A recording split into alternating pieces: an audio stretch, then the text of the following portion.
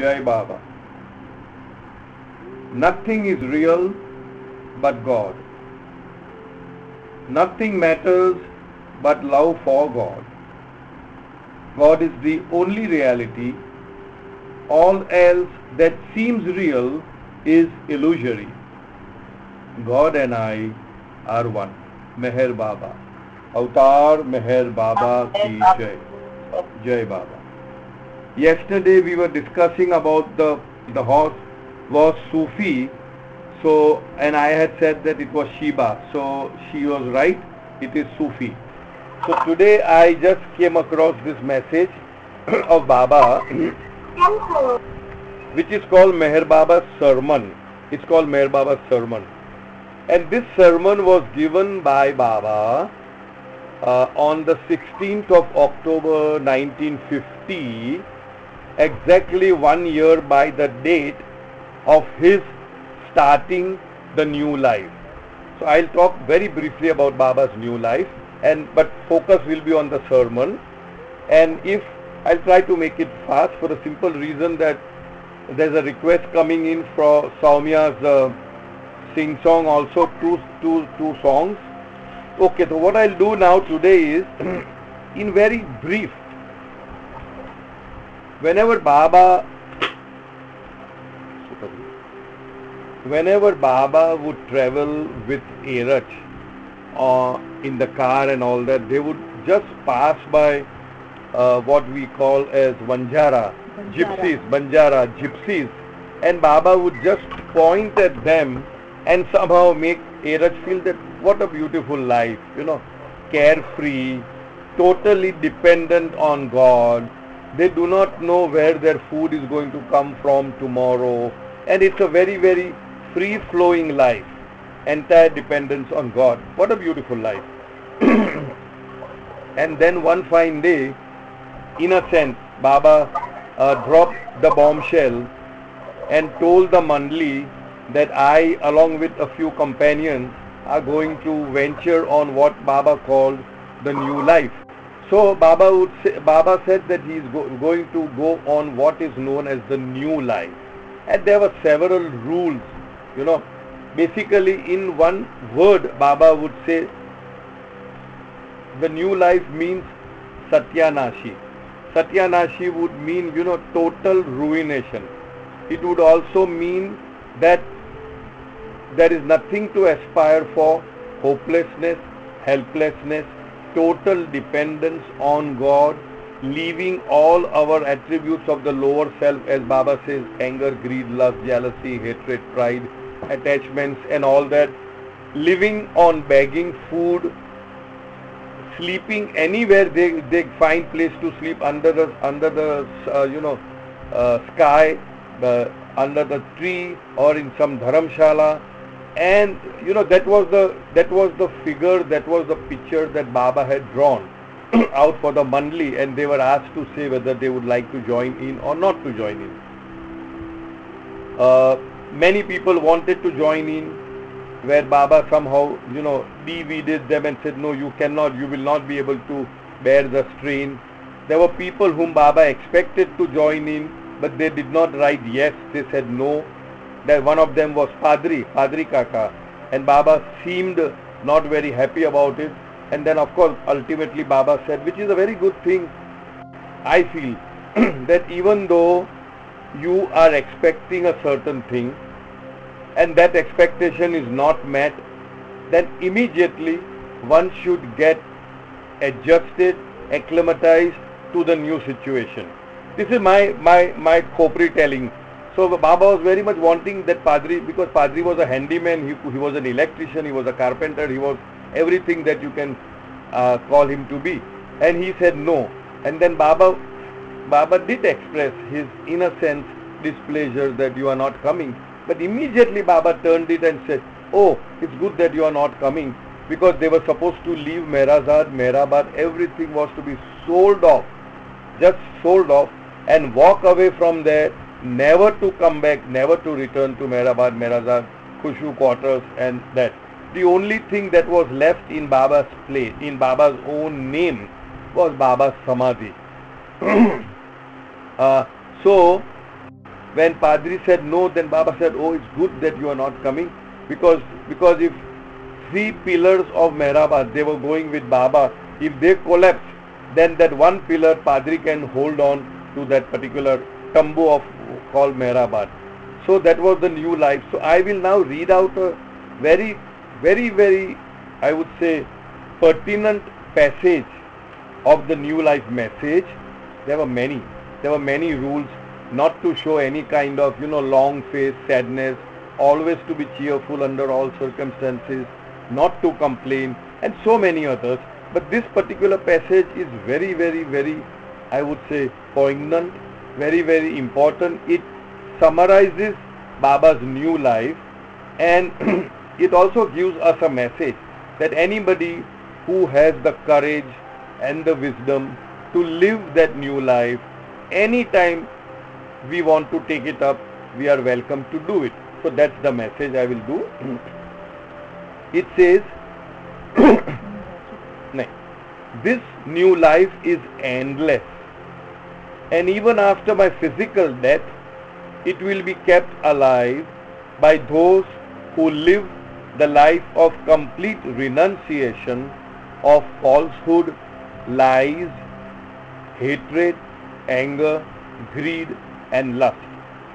And who to accomplish all this do no lustful actions, do no harm to anyone, do no backbiting, do not seek material possessions or power, who accept no homage, neither covet honor, nor shun disgrace, and fear no one and nothing.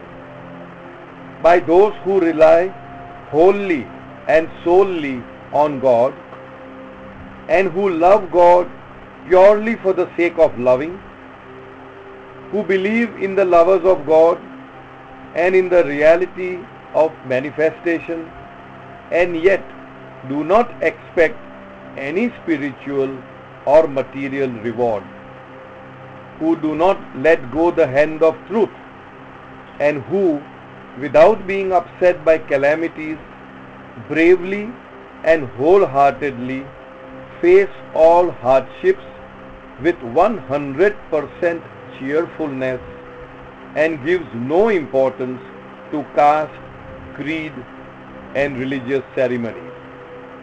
This new life will live by itself eternally, even if there is no one to live it. So this is basically in a nutshell what new life meant, or what new life means even to us now. This new life is endless. That means it will never end. It will continue till the endless end. That means throughout eternity it will continue. And even after my physical death, it will be kept alive by those who live the life of complete renunciation of falsehood, lies, hatred, anger, greed, and lust. Baba expects us to leave all this. सब चीज को तजना है, सब चीज को leave करना है, in your own way, at your own pace, at your own time. But this is what Baba expects us to do, to live. And Baba was like a companion. Although he was the King of Kings, the highest of the high, God in human form, God-man, his role in those periods of new life was like a companion, like a brother. And Baba said that I am just on the same level as you all are, like a companion, as an aspirant, yes. But any order that I give you, you must discharge it, you must fulfill it without any question. And who to accomplish all this, Baba says, do no lustful actions, do no harm to anyone, do no backbiting. Amongst all the things at one time, Baba said that backbiting is the worst. At other times, he spoke about anger, and at some other time, he spoke about lust. So I think whenever Baba says a certain thing, it has to be read in the context in which it has been said. Contextually, as I said. And who do not seek material possessions. We have not to seek material possessions. If we have material possessions, we thank Baba for it, but we do not get attached to it. we see to it that none of that material possession owns us. You can own anything, but let it not own us through attachment. Who accept no homage. Very important, Baba says, never to accept homage. Never allow anybody to bow down to you, because that is one thing Baba says you will take upon yourself, that person's karma. You will be responsible for that. And that perhaps could be the very reason why Baba would say that we should never ever bow down to anybody. Baba had said this over and over again, because anybody other than the perfect masters, whom we do not know who are the perfect masters now at this point in time. So when we bow down to them, if they are not perfect, if they are reheros, if they are wayfarers, if they are on the spiritual path, they are spiritually advanced, they are saintly, they are on the path to God realization. But if you bow down to them, they are obliged to help you spiritually. They are obliged to take upon themselves the burden of your karmas. And since they are themselves not perfect, my understanding is that it will hinder their spiritual progress. So neither covet honor nor shun disgrace. In other words, we have to be absolutely in a state of equanimity, equipoise, and don't bother about if somebody is giving you disgrace.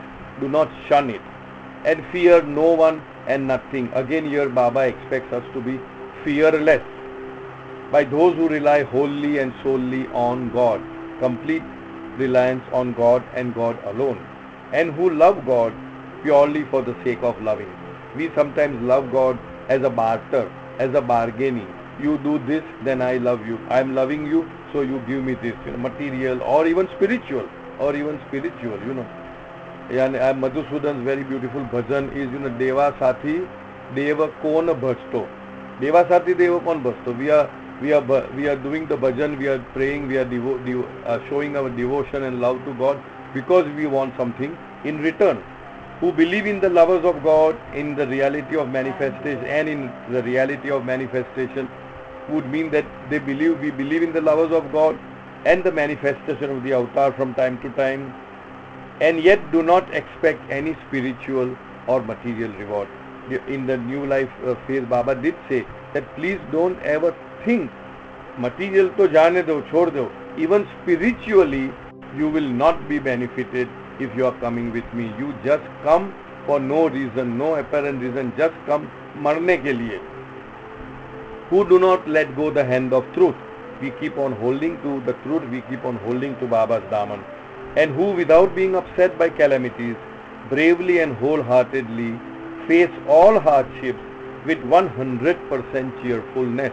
Very, very, very, very important aspect where Baba emphasized on cheerfulness and shouldering all our responsibilities and facing all the eventualities wholeheartedly, bravely, courageously and calmly, and have a cheerful disposition, and give no importance to caste, creed and religious ceremonies.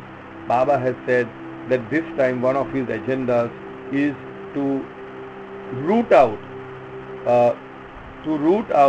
rites, rituals, ceremonies, dogmas, root and branch. Of course, his work has started. Maybe it would take another one. When he comes back again, as Baba said, after 700 years, there will be no ceremonies, because most of our ceremonies are very ritualistic. We are doing it in order to gain something. We are not doing it out of love. We are not doing it spontaneously. We are doing it either out of fear or out of gaining something, or out of not displeasing our gods and all that. So Baba was never in favor of any kinds of rites, rituals, ceremonies, caste, creeds and all that.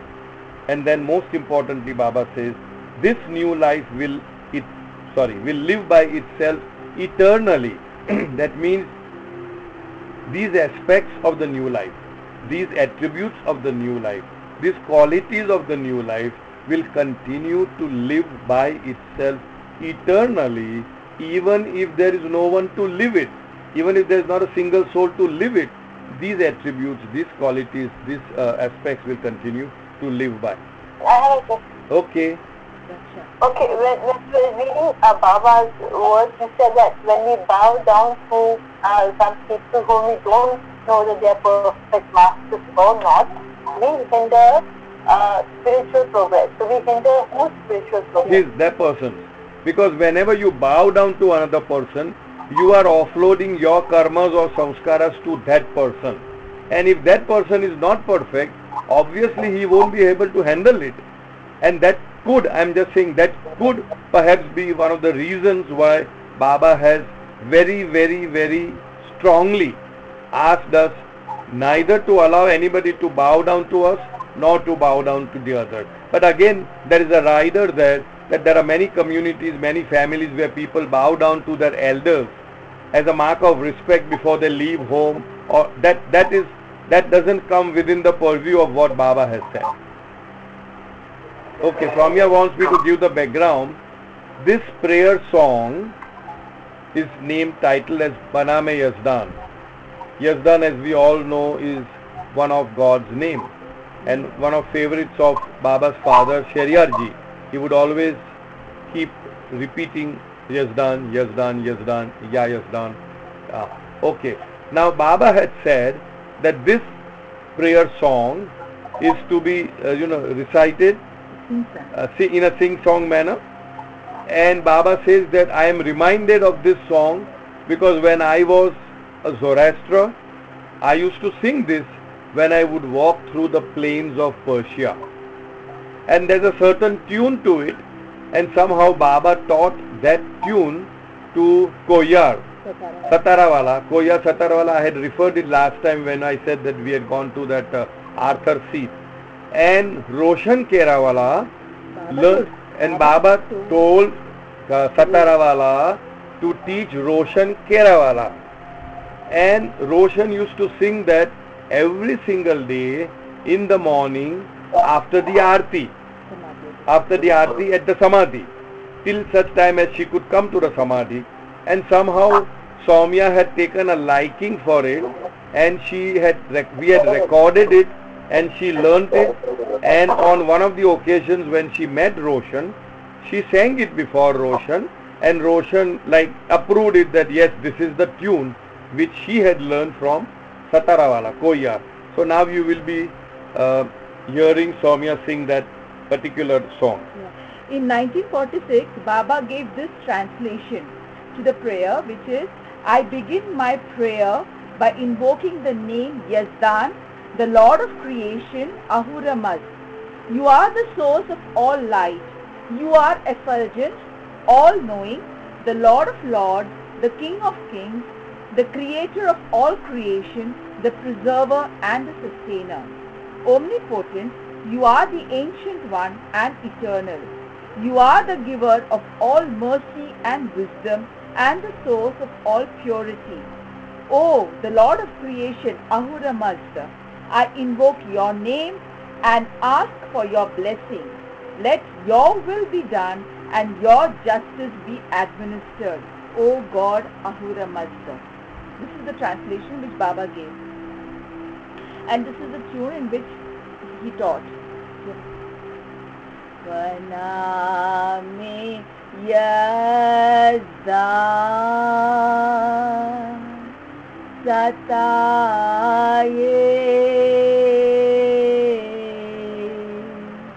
Zabaye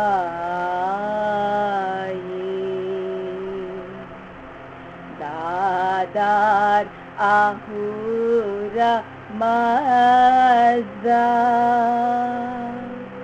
Rayoman Khoreman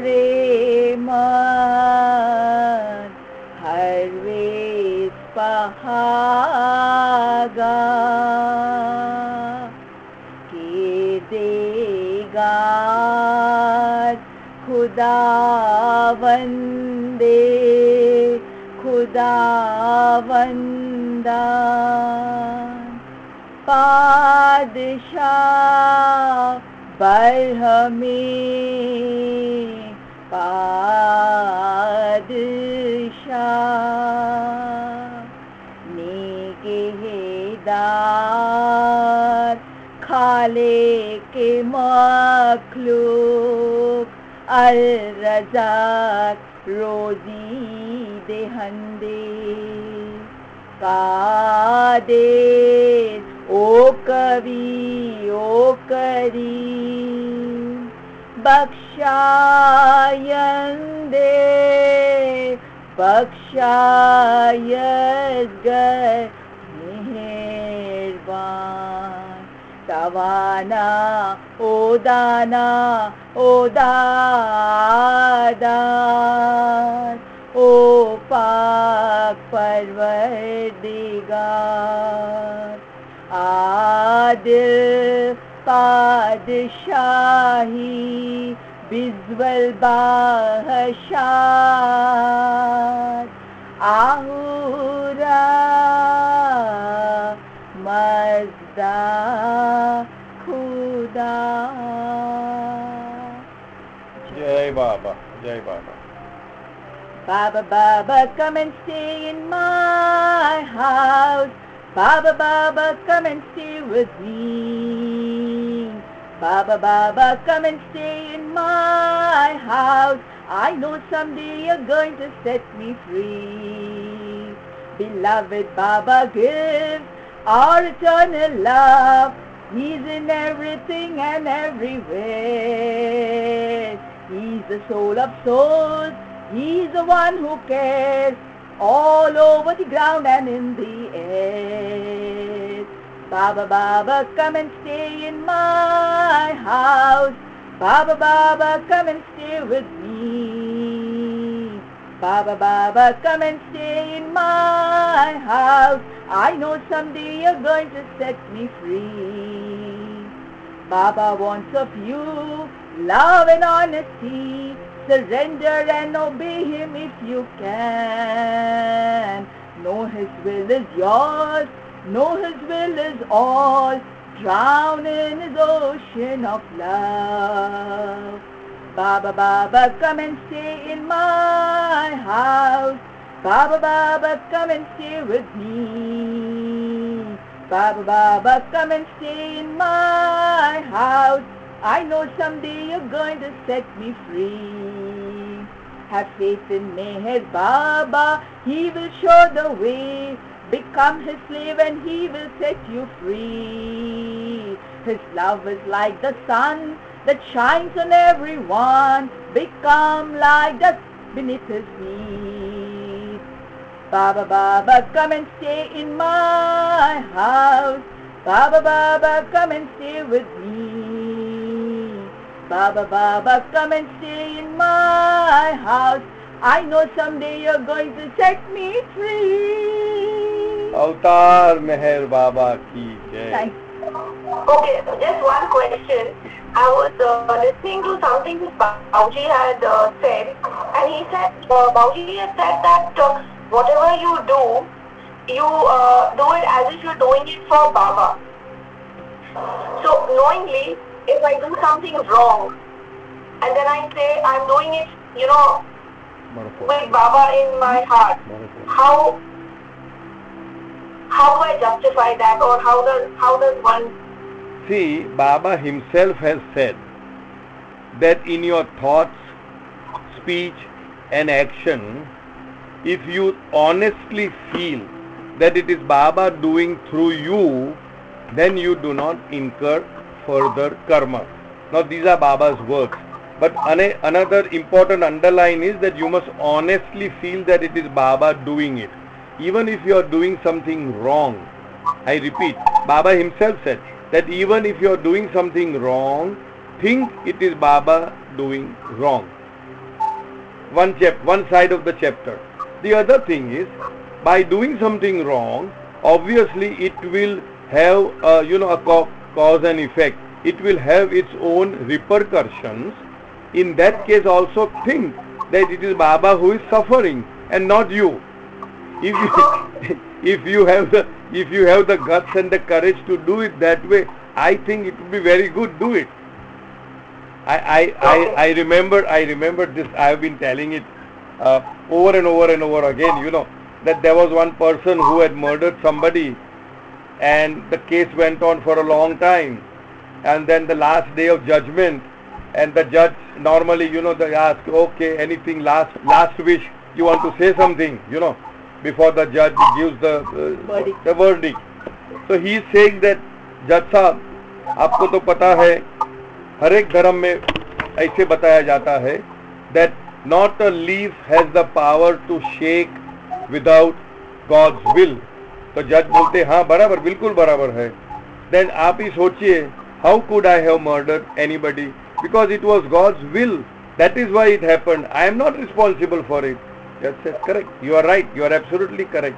That fellow was very happy that I am going to go scot free. But then what did the judge do? वो hammer उठा के नीचे मारा, hang unto death करके ठक करके मार दिया. Oh no no no no. How can you do that? Why can't you do that? अरे आप ही ने बोला था ने, nothing happens without God's will. So if God's will was that my hammer should hang over here at this point and not come down, it would have stopped here. But the very fact that it banged and it made me speak, hang unto death, it means it is God's will. So let us not get into that aspect of God's will. Yes, if we are so bold to accept everything that happens according to Baba's wish and will, then nothing will touch you, because then you are honestly feeling. Then you must take everything as Baba's will. That's all. Are you getting what I'm saying? We can't have one side in my favor and the other side. No, no, no. This is not God's will. You got me? Correct. Okay. All right. Now, since we have a little time, thank you, dear. Since we have a little time, I would like Soumya to read out what Somit sent me about who am I. Now, Soumya will read it out. It's just a passage from Lord Meher. A respected man had come to meet Baba at the exhorting of his friend who was a devotee of Baba's. A day before, the man drew up a long list of questions, starting with, "Why do you call yourself the Avatar?" Knowing what was in his mind, Baba asked, "What do you wish to ask me?" The man replied sarcastically, "Since you are the Avatar, you should know without the question being expressed."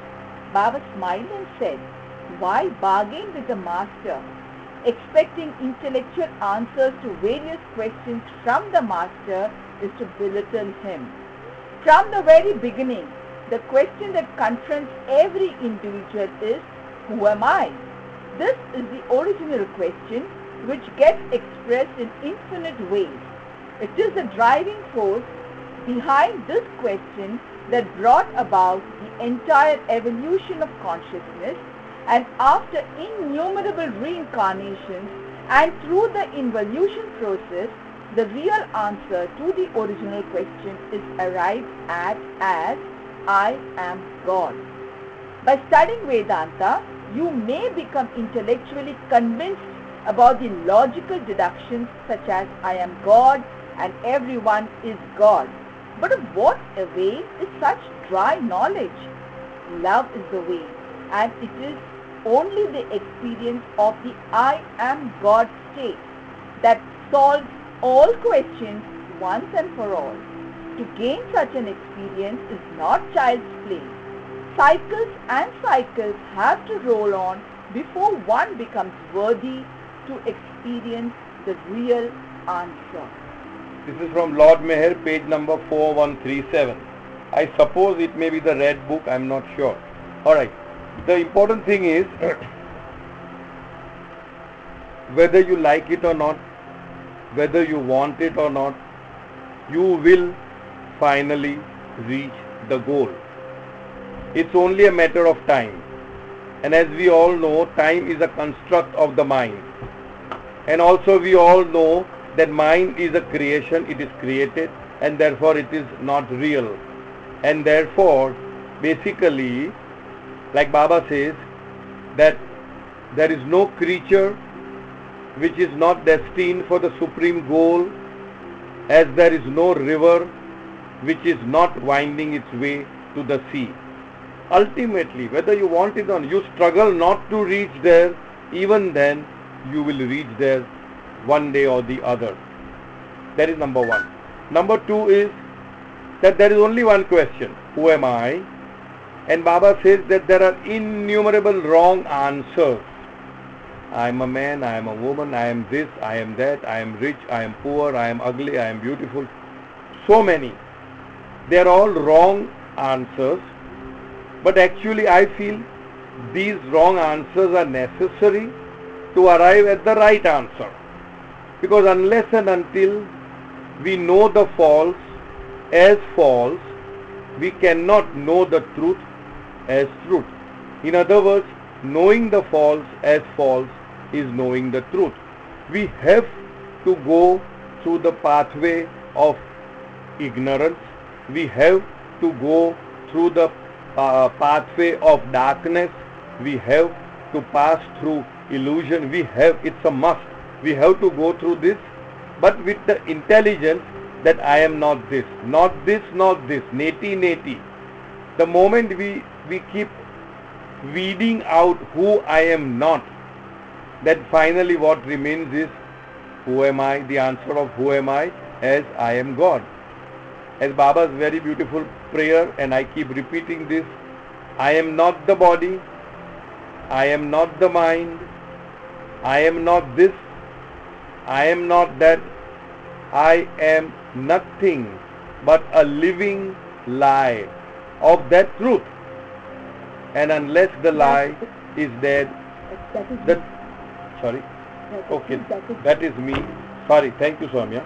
And unless the lie is dead, the truth cannot be. In other words, the lie that I am this, that and everything has to die. And unless the lie dies, the truth cannot be. At one other time I had said, howsoever high you may go, miles and miles, and if you drop water, it will only fall down because the source of water, which is the ocean, whatever you call it, the seas, is down. So it is wanting to merge with the ocean. Howsoever down below the earth you go and you light a lamp, it will always flicker upwards, go upwards, because the source of fire is the sun. It will only go up. In the same way, that spark of divinity which is in us, that spark of vim, of hukki, of lahar, of the who am I, you must say, it is all the time burning there, unconsciously at the moment. As we progress on the spiritual path, it becomes more and more apparent and conscious. But right now that spark is there, the spark of who am I. It will never be deadened, it will never be extinguished till we get the real answer, I am God. So everyone is in that big ocean which we call God. We are never ever separated from God. We are in God, we are with God, God is in us. We can never be separated. And the destiny for each and every one in creation is to finally merge and experience unity, Advait, oneness with that reality or truth. That merger may be as a moksha, mukti, liberation, salvation, or it may be as a God realized being. That means God realization, whatever that has been already preordained. But finally we will have to reach there, even though you may not like to reach there. So that is what I wanted to